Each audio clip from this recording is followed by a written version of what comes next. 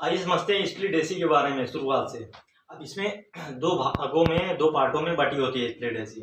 सबसे पहले आता है इंडोर, दूसरे नंबर पे आता है आउटडोर। अब समझते हैं इंडोर के पार्ट के बारे में, फिर आउटडोर को समझेंगे। सबसे पहले इंडोर के पार्टों के बारे में समझते हैं। अब देखिए, इंडोर में आता है सबसे पहले आउटर, जो कि खूबसूरती प्रदान करता है, कह सकते हैं शो देता है।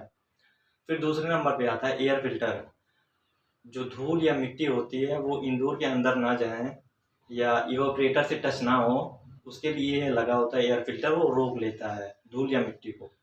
फिर तीसरे नंबर पे आता है ग्रिल, या कह सकते हैं फ्लैप है। फिर स्विंग मोटर।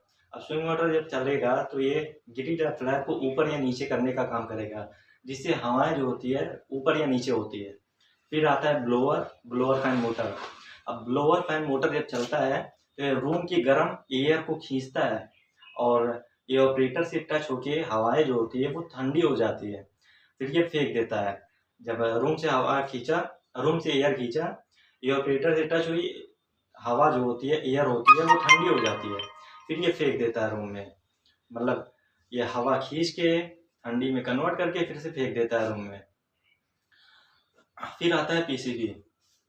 पीसीबी ये पूरे सिस्टम को कंट्रोल करने का काम करती है, इंडोर और आउटडोर को।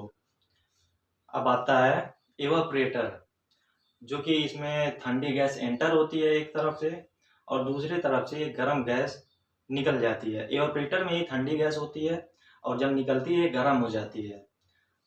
और इसका दूसरा काम है लिक्विड गैस को वेपर में कन्वर्ट कर देता है इवापोरेटर। फिर आता है वायर जंक्शन। अब इंडोर अलग है, आउटडोर अलग है, दोनों का कम्युनिकेशन कैसे बनेगा? इसके लिए दोनों को वायर से जोड़ना पड़ेगा, उसके लिए होता है वायर जंक्शन। अब इंडोर का वायर जंक्शन और आउटडोर का वायर जंक्शन आउटडोर में भी होता है। अब इंडोर से वायर जाएगा आउटडोर में और आउटडोर से आएगा इंडोर में, दोनों का कम्युनिकेशन बन जाएगा और एसी काम करने लगेगी। अब पीसीबी सप्लाई देगी, जिसको डीसी चाहिए डीसी देगी, जिसको एसी चाहिए एसी देगी।